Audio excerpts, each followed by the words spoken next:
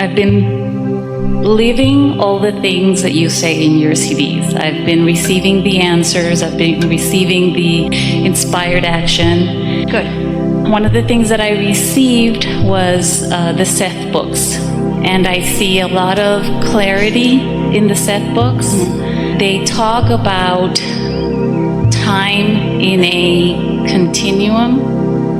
And they talk about, I wrote it down because it's hard for me to remember, about alternate realities and the probable systems of reality, and how we can, through the dream experiences, get to know ourselves better, kind of achieve through these dreams. Well, you're talking about a lot of things. Each of them would take an hour or more to fill out. So what do you want to talk about?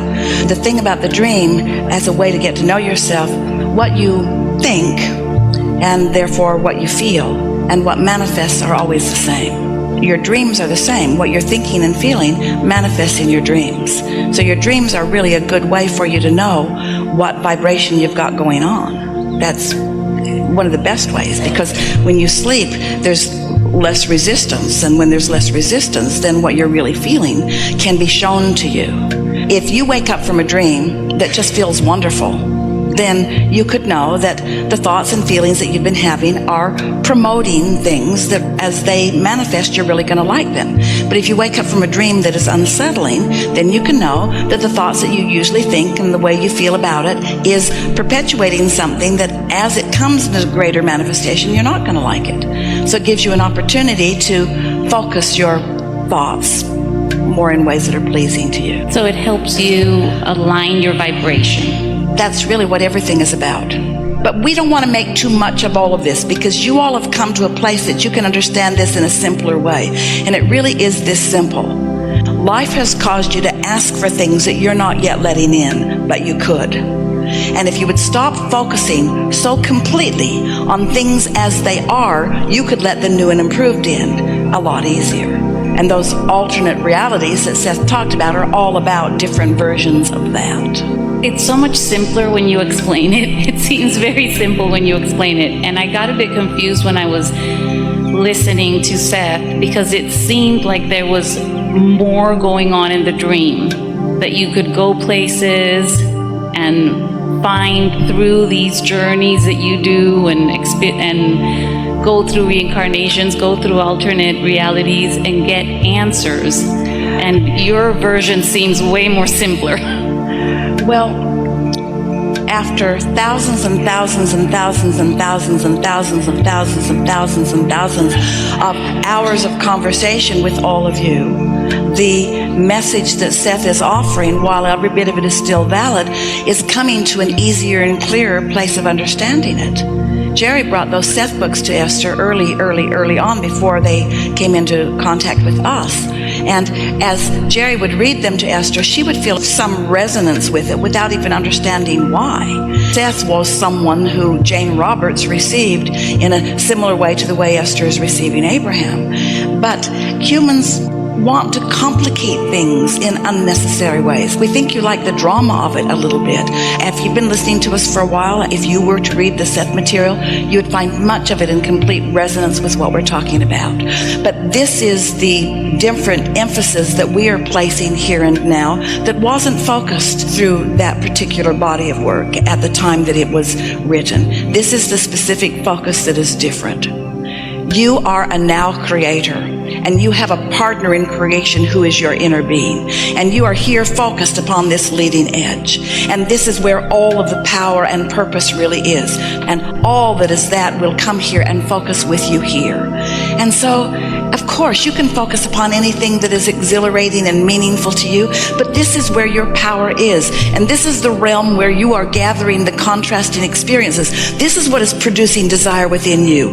This is the evolutionary root of your experience. And what you're setting forth vibrationally is in the process of coming about. And a lot of the other conversations were mostly pointed toward helping you to accept the vibrational nature of your universe and the power of your thought and the longevity of your existence and the eternalness of your being. But Jerry was a summoner of Abraham, and Esther was the allower of Abraham. Jerry wanted practical information that would help people in their now live happier lives. He wasn't so interested in exploring alternate realities or knowing things about past lives. And the reason that he felt such strong resonance in that is because your inner being isn't interested in that too. Jane was. Jane was so interested in all of that. So she was gathering all kinds of things to satisfy those questions that she had long gathered up, you see.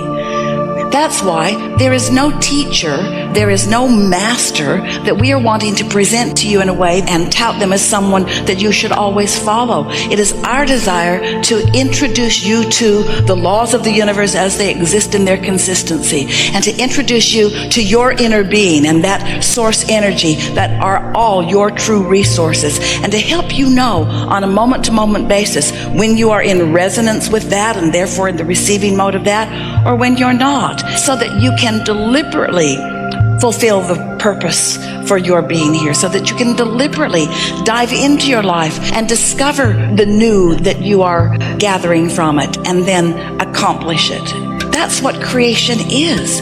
Creation isn't sitting in meditation and receiving nebulous thoughts about things that you really don't have any attachment to. Creation is about you diving into your life and looking into the world around you and coming to your personal awareness that when your heart is hurting, you don't want it to. And when someone else's heart is hurting, you don't want that to. And when someone is suffering, you want solution. You want the problems to produce solutions. And we understand, and you are beginning to too, that when the problems of your life are in the process of becoming, the solution, the equivalent solution is in the process of becoming too. And that's what creation is. That's what you said you would do. I'll go, I'll mix it up, I'll come to conclusions, and I'll ask questions so that I can discover answers, and I'll find problems so that I can discover solutions. That's what evolution is all about, you see. And so here we all are, having those experiences that you chose as you made the decision to come forth. There's so many things that people could think about. People want to talk about other planets and other galaxies, and all of that is just fine. We're not trying to say that anything is off limits to you, but we do know where your greatest satisfaction is. And your greatest satisfaction is in the creating of you. You are the creator of you. And so as life causes you to ask for that evolution, and then you utilize your guidance system to find your way in resonance with that evolution, and then you experience the satisfaction of those harmonics. Oh, when you come into alignment with who you are, and the radiating knowledge of your inner being is signaling to you and you are receiving it, that's what those feelings of ecstasy are. That's what that feeling of passion is. That's what that feeling of interest is. That's what that feeling of love and appreciation is, you see. And that's what you came for. The growth will take care of itself, and the freedom is not something to be earned. It's something that just is, because no one can think for you. But the joy is your quest, and when you do, it all comes together. When you ask a question, is the only way to receive it in your mind and in your heart? Not at all. When you care about knowing something, your inner being knows what your path of least resistance is. Think about the story, the sort of silly seeming story that we told you. Esther got an idea to play with her music system, and look what it led to. It's an impulse, but it's you receiving an impulse to put yourself somewhere where something that you can receive. For example, in a very, what may seem to you, unimportant way. So Esther was visiting with friends who are all going together to Seattle in July for the Alaskan cruise.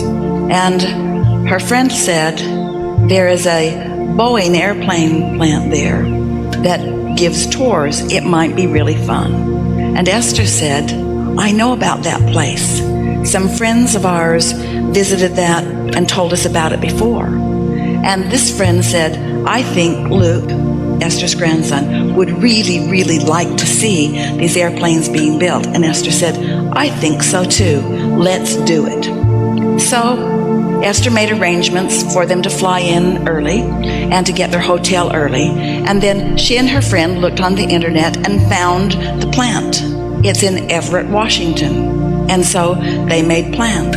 The very next day, Esther gets on an airplane. She's on her way back to San Antonio. She's sitting next to a nice man who has a contraption that he is watching everything that's going on about this flight on his iPad. And Esther is thinking, me want that.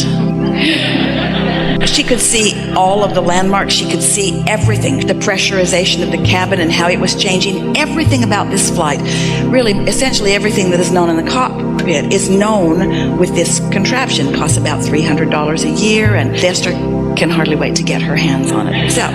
So she's watching over this man's shoulder, and they're talking about things, and then he said, oh, by the way, I just toured the Boeing plant out of Seattle, and let me show you some pictures. And so Esther's looking at the pictures, and she said, we're going there. Is in Everett, Washington, isn't it? He said, no, the one you want to go to is closer to Seattle. Esther said, there are two of them. He said, yes, and this is the one. Well, so Got the answer. she didn't get it in meditation. Esther, you're going to the wrong planet. If you will stop eating candy and meditate more often, you will hear us more clearly. Whatever you want is coming to you. It's coming to you through the path of least resistance, you see. And so there it was, right there, and so much more. She made so many notes of so many things in San Antonio that are pleasing to her that this person has already experienced. He was a wealth of information. She didn't say this to him because she didn't talk about Abraham. She didn't talk about law of attraction. She just totally enjoyed the conversation she was having with him. But she thought, you've been inside my vortex and you've seen all the things that are hot and highlighted right now, and you've come with a list of answers of what's in my vortex. It was uncanny how much this one person knew. This one person who at the very last minute was assigned the seat next to Esther. At the very last minute.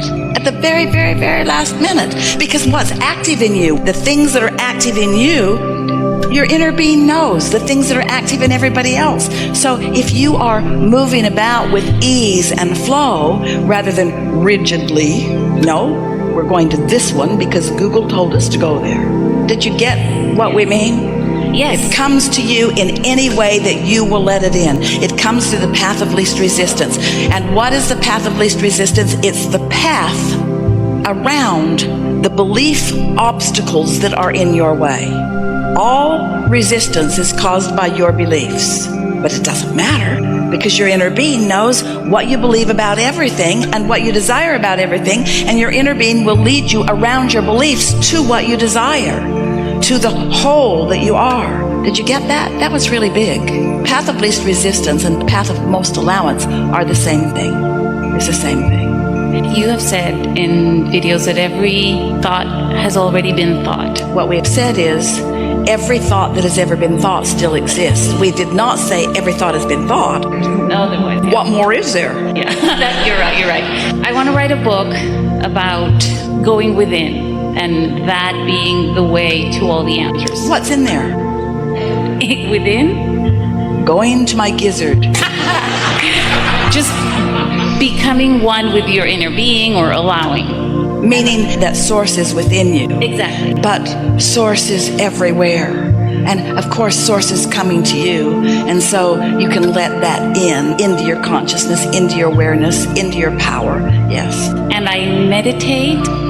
One of the reasons why I meditate is because I want to get an allowance with everything, and that's in my vortex. Well, that's kind of driving it a little bit. Yeah. Don't meditate to make things happen. Meditate because it feels good. Meditate because you want to chill. Meditate because you want to release resistance. Meditate because you want to relax into your well-being. Meditate because you want to line up with all of that. But when you meditate with the ulterior motive of getting faster to where you want to be, now you're introducing all of those beliefs that have been hindering you for a long time. You're introducing them to this process too.